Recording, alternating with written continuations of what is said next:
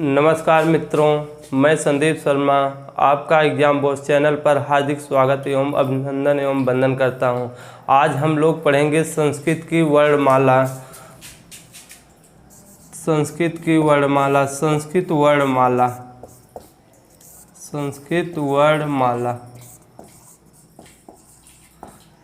तो पहले हम जानेंगे कि संस्कृत शब्द बना कैसे है।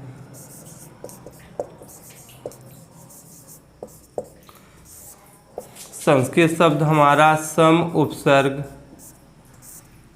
क्रिय, धातु और त प्रत्यय से मिलकर बना हुआ है। यहाँ पर सम हमारा उपसर्ग है, क्रिय जो है वह धातु है और त जो है वो प्रत्यय है। पूछा जाए कि संस्कृत शब्द बना कैसे है तो आप कह सकते हैं संस्कृत शब्द सम, उपसर्ग, क्रिय, धातु और त प्रत्यय से मिलकर बना हुआ है। संस्कृत का अर्थ क्या होता है? शुद्ध, परिमार्जित, परिनिष्ठित, परिष्कृत भाषा ही संस्कृत है। अब देखिए वर्णमाला क्या है। वर्णमाला जानने से पहले हम वर्णों को जानेंगे। वर्ण क्या है? वर्ण या अक्षर, इसमें आपको एक शब्द ध्वनि भी मिलता है। इसका अर्थ पूछा जाए वर्ण, तो वर्ण क्या है? तो कहेंगे कि ध्वनि का लिखित रूप वर्ण है। और पूछा जाए ध्वनि क्या है तो कहेंगे कि वर्ण का मौखिक रूप जो है वह ध्वनि है। ध्वनि क्या है? वर्ण का मौखिक रूप, जबकि वर्ण क्या है? वह जो है ध्वनि का लिखित रूप। अब वर्ण क्या है, कहते किसे हैं? तो हम क्या कहेंगे? हम मुख से जिन ध्वनियों का उच्चारण करते हैं या मुख से हम जो बोलते हैं वही हमारे क्या हैं? जिन ध्वनियों का उच्चारण कहेंगे वही वर्ण हुए। या मिलता है, कह सकते हैं आपकी भाषा की सबसे छोटी इकाई जो है वही अक्षर या वर्ण कहलाती है। अब वर्णमाला क्या है? वर्णों के व्यवस्थित समूह को या वर्णों के क्रमबद्ध समूह को ही वर्णमाला कहते हैं। वर्णमाला में हमारे दो प्रकार के वर्ण होते हैं।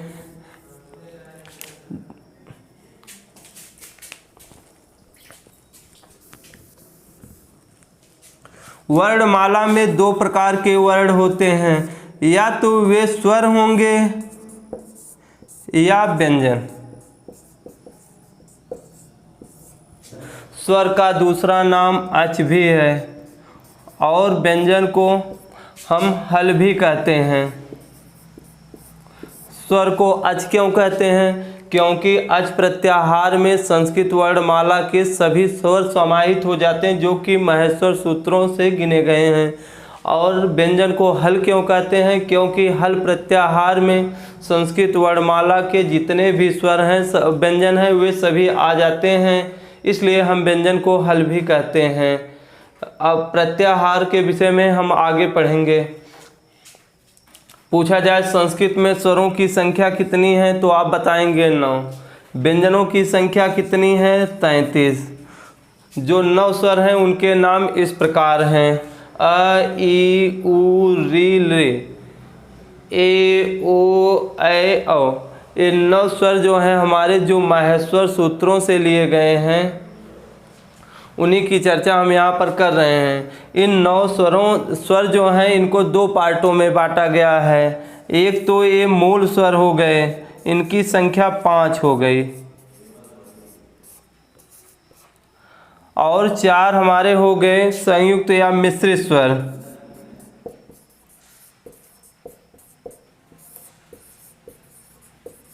पूछा जाए संस्कृत में मूल स्वरों की संख्या कितनी है तो आप बताएंगे 5। आ, ई, उ, री, रे, ये 5 हमारे मूल स्वर हैं। और ए, ओ, ऐ, औ ये संयुक्त स्वर हैं। इन्हें मूल स्वर क्यों कहा जाता है और इन्हें संयुक्त स्वर क्यों कहा जाता है? मूल स्वर इन्हें इसलिए कहा जाता है कि ये अपने आप में स्वतंत्र हैं, ये किसी के योग से नहीं बने हुए हैं। संयुक्त स्वर इन्हें क्यों कहा जाता है? क्योंकि ये जो है योग से बने हुए हैं। जैसे ए हमारा हुआ तो ए हमारा बना है आ प्लस ई से, ओ बना है आ प्लस ऊ से आय बना है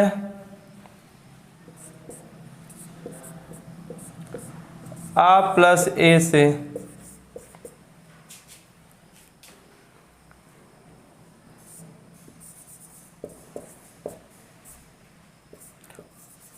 ओ बना है आ प्लस ओ से। तो मूल स्वर इन्हें इसलिए कहा जाता है कि ये अपने आप में स्वतंत्र हैं, ये किसी के योग से नहीं बने हुए हैं। और इन्हें संयुक्त स्वर या मिश्रित स्वर इसलिए कहा जाता है क्योंकि ये योग से बने हैं। जैसे ए हमारा हुआ तो ए आ प्लस ई से मिलकर बना हुआ है, ओ आ प्लस ओ से, और ए आ प्लस ए से, औ आ प्लस ओ से मिलकर बना हुआ है। अब स्वरों का वर्गीकरण हम करेंगे, स्वर कितने प्रकार के होते हैं, आइए इसको हम देखते हैं।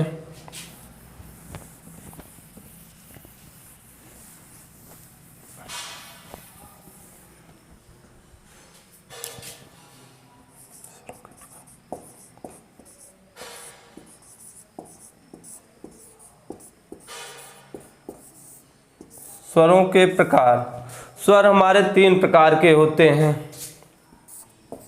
जिसमें से पहला है हमारा हर्ष स्वर,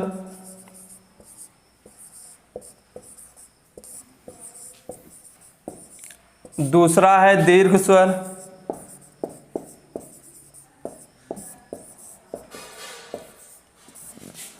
तीसरा है प्लुत स्वर।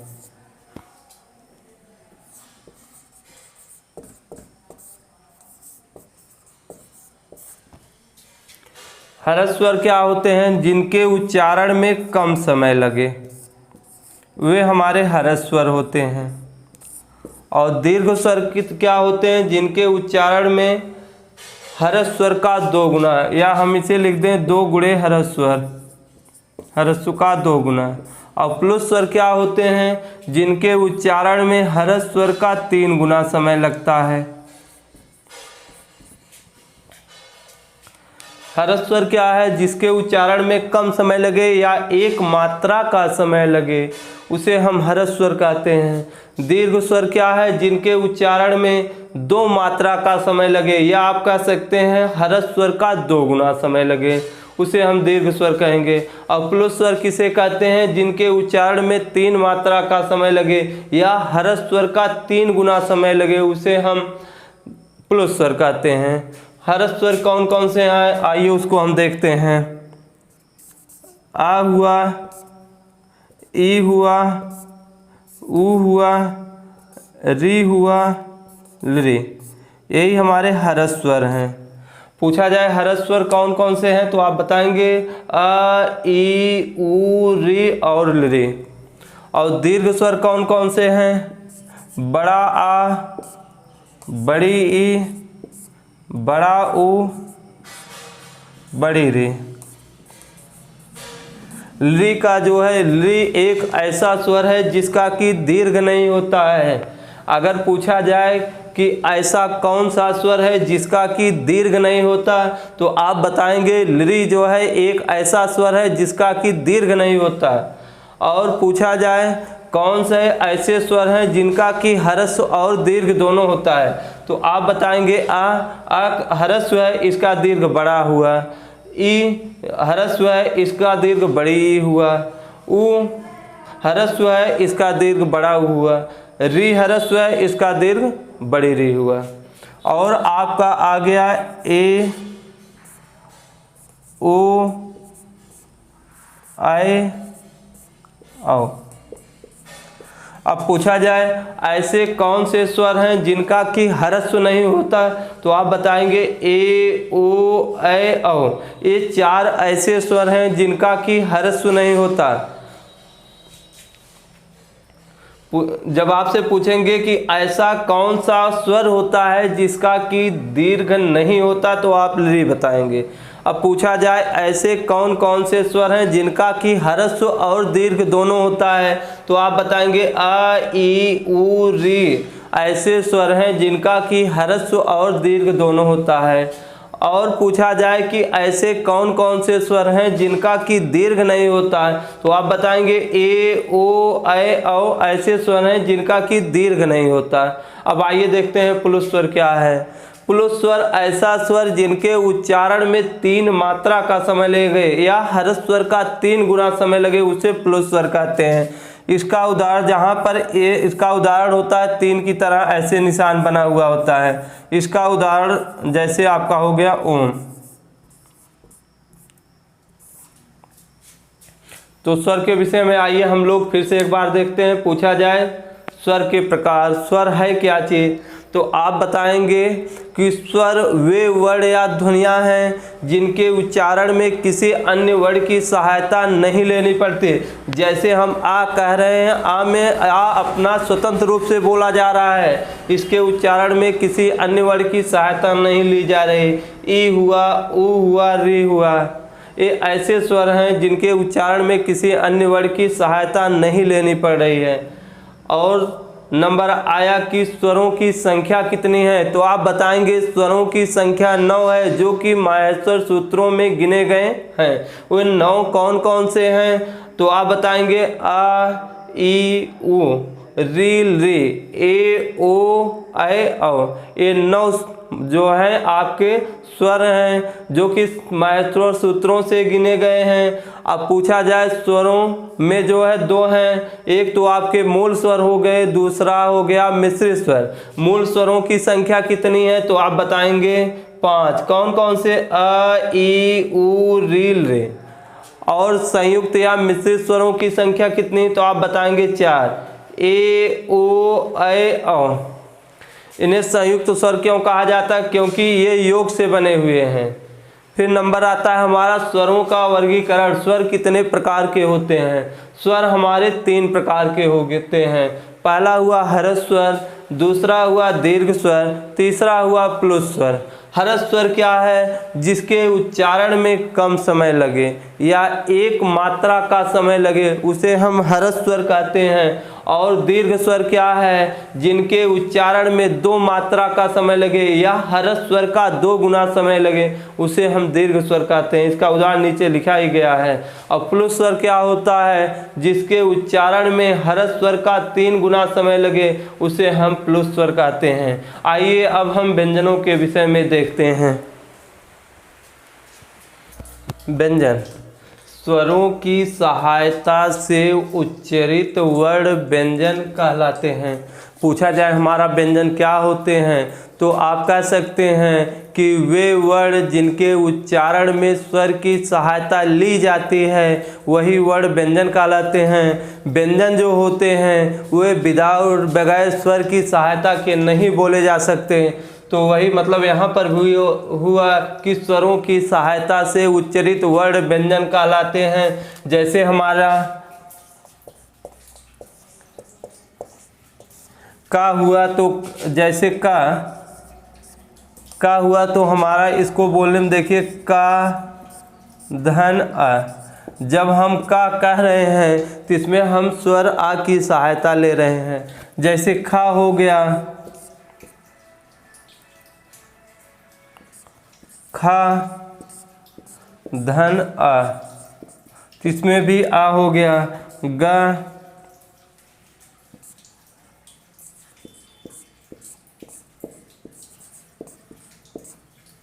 मतलब हमारे कहने का मतलब यही हुआ कि स्वर वे वर्ण हैं जिनके उच्चारण में स्वर की सहायता अवश्य लेनी पड़ती है, अर्थात स्वर की सहायता के बिना व्यंजन नहीं बोले जा सकते।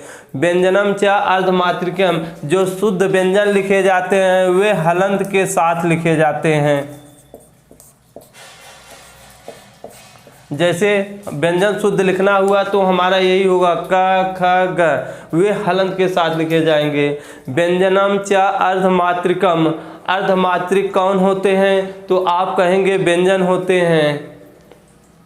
आइए अब हम व्यंजनों के विषय में पढ़ते हैं, उनके प्रकार कौन कौन से हैं।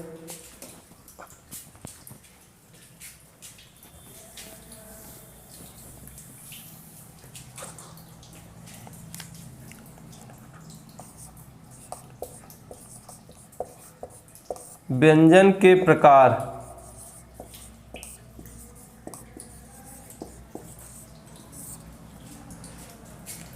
व्यंजन मुख्य रूप से 3 प्रकार के होते हैं, जो कि माहेश्वर सूत्रों में जिनकी गणना की गई है वे तीनों प्रकार इस प्रकार हैं।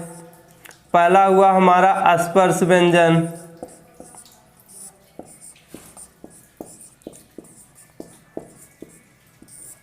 दूसरा है अंतस्थ व्यंजन,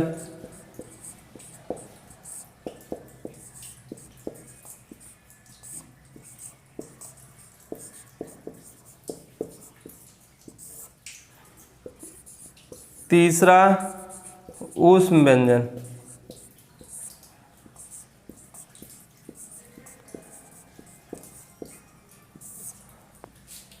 व्यंजन पूछा जाए कितने प्रकार के होते हैं। व्यंजन मुख्य रूप से 3 प्रकार के होते हैं, जो कि जिनकी गणना माहेश्वर सूत्रों में की गई है वे हैं आपके स्पर्श व्यंजन, अंतस्थ व्यंजन, ऊष्म व्यंजन।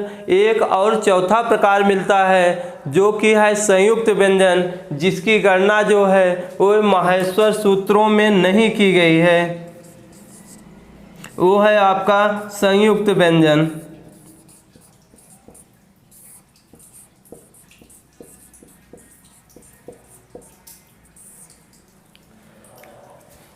ये 3 स्पर्श, अंतस्थ, ऊष्म जो हैं ये माहेश्वर सूत्रों में गिने गए हैं। आपका जो संयुक्त व्यंजन है इसकी गणना माहेश्वर सूत्रों में नहीं की गई है।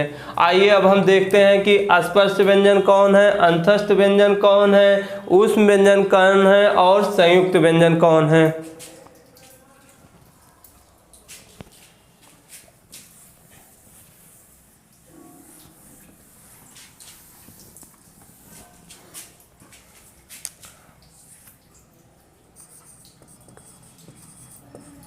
स्पर्श व्यंजन,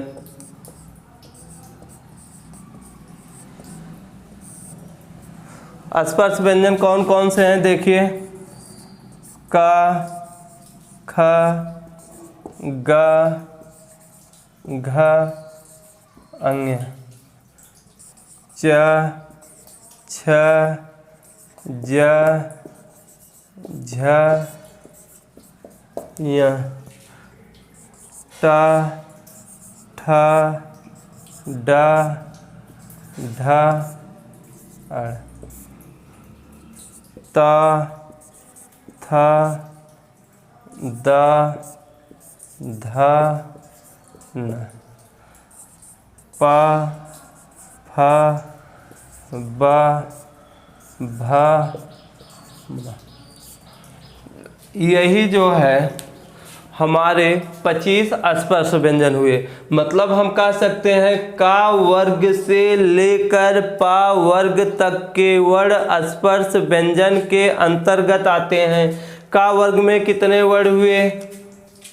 5। चा वर्ग में कितने वर्ण हुए? 5। टा वर्ग में 5, ता वर्ग में 5, पा वर्ग में 5। इस प्रकार से हमारे कितने वर्ग हुए? का वर्ग से लेकर पा वर्ग तक, मतलब 5 वर्गों के वर्ण जो है वही स्पर्श व्यंजन कहलाते हैं। अर्थात एक वर्ग में 5 वर्ण हुए, इस प्रकार से 5 वर्ग हुए तो 5 गुणे 5, अर्थात स्पर्श व्यंजनों की संख्या कितनी हो गई? 25। आपसे अगर संख्या से प्रश्न पूछा जाए कि स्पर्श व्यंजनों की संख्या कितनी हुई तो आप बताएंगे 25, या आप कह सकते हैं का से लेकर म तक के वर्ण स्पर्श व्यंजन कहलाते हैं, या का वर्ग से लेकर पा वर्ग तक के वर्ण जो है हमारे कौन से व्यंजन कहलाएंगे? स्पर्श व्यंजन। प्रत्येक वर्ग में 5 वर्ण हैं। इस प्रकार से पूरे स्पर्श व्यंजनों की संख्या जो हो गई वो 5 वर्ग हैं, तो एक वर्ग में 5 वर्ण हैं। इस प्रकार से पूरा 5 वर्ग हैं। इस प्रकार से पूरा वर्णों की संख्या जो स्पर्श व्यंजन की हो गई 5 वर्ग हैं। 5 गुणे 5 मतलब 5 × 5 25। स्पर्श व्यंजनों की संख्या 25 हो गई। आपसे पूछा जाए कि ड किस व्यंजन के अंतर्गत आता है तो आप बताएंगे स्पर्श। इसमें से कोई भी वर्ण कहीं से भी पूछा जाए कि यह किस व्यंजन के अंतर्गत आते हैं तो आप यही ध्यान दीजिए कि का वर्ग से लेकर पा वर्ग तक या का से लेकर मा तक के वर्ण स्पर्श व्यंजन कहलाते हैं। स्पर्श व्यंजनों की संख्या कितनी है? 25। आइए अब हम दूसरा प्रकार देखते हैं कौन सा है।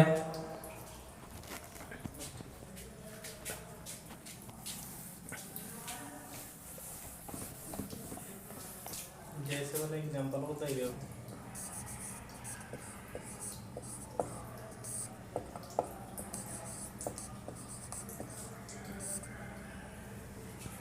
दूसरा प्रकार है हमारा अंतस्थ व्यंजन। अंतस्थ व्यंजनों की संख्या 4 है।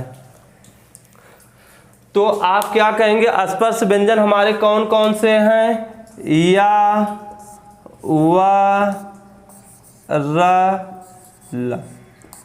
अगर अंतस्थ व्यंजन की संख्या से अगर हमारा प्रश्न पूछा जा रहा है कि स्पर्श अंतस्थ व्यंजनों की संख्या कितनी है, आप कहेंगे 4। जैसा पूछा जाए कि ला किस व्यंजन के अंतर्गत आता है तो आप बताएंगे अंतस्थ।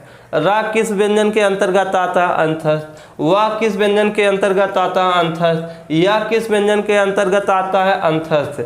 एक चीज इसको आप और कह सकते हैं, या, व, र, ल को अर्ध स्वर भी कहते हैं।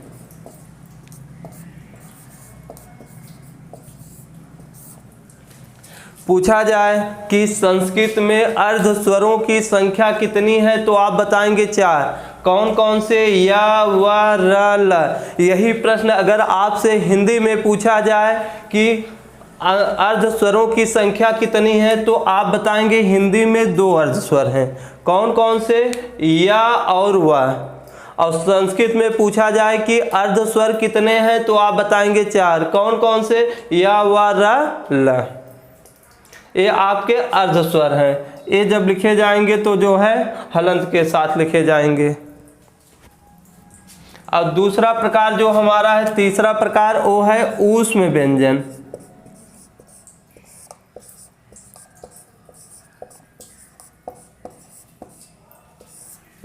ऊष्म व्यंजनों की अगर संख्या से प्रश्न पूछा जाए कि ऊष्म व्यंजनों की संख्या कितनी है तो आप बताएंगे 4।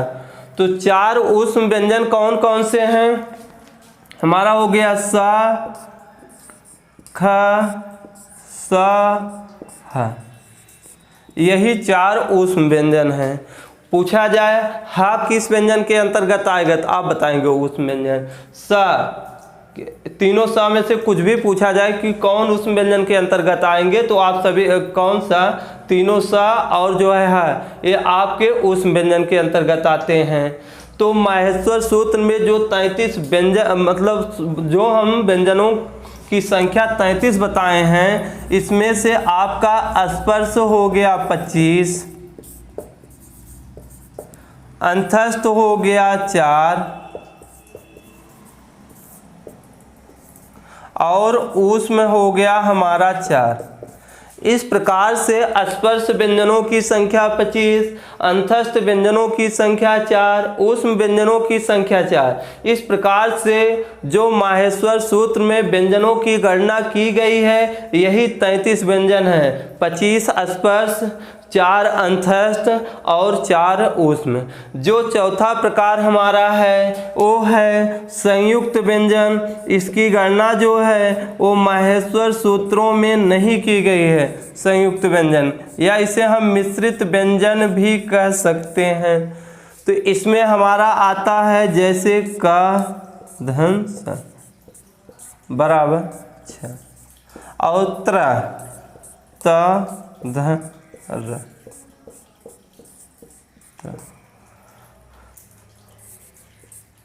ज धन बराबर ज्ञ। यही हमारे 3 जो है इस संयुक्त व्यंजन हैं। पूछा जाए अगर एक किसके योग से बने हैं तो आप बता सकते हैं का धन स बराबर 6, त धन र बराबर त्र, ज धन य बराबर ज्ञ। इसलिए कि जो है हमेशा आप ये ध्यान देंगे कि पहला वर्ण जो है वह हलंत तो उसी पर लगेगा, अगर दूसरे पर लगा हुआ होगा तो वह विकल्प आपका सही नहीं होगा। अगर परीक्षा में इस प्रकार से पूछा जाता है तो आप कह सकते हैं व्यंजनों के विषय में एक बार फिर से सुन लीजिए। व्यंजन क्या होते हैं? तो आप कहेंगे कि स्वरों की सहायता से उच्चरित वर्ण व्यंजन कहलाते हैं, या आप कह सकते हैं कि वे वर्ण जो बिना स्वर की सहायता के नहीं बोले जा सकते या जिनके उच्चारण में स्वर की सहायता लेनी पड़ती है उसे हम व्यंजन कहते हैं। व्यंजनों की संख्या संस्कृत में कितनी है? तो आप बताएंगे 33, लेकिन जो माहेश्वर सूत्रों से गिने गए हैं। तो 33 में आपके भैया आ गए 25 स्पर्श और 4 अंतस्थ और ऊष्म की संख्या 4। इस प्रकार से आपके 3 जो है ये जो माहेश्वर सूत्रों में गिने गए हैं यही 3 व्यंजन जो है, जैसे स्पर्श, अंतस्थ, और चौथा जो प्रकार है आपका संयुक्त व्यंजन, इसकी गणना माहेश्वर सूत्र में नहीं की गई है, वह आपका है छत्र और ज्ञ।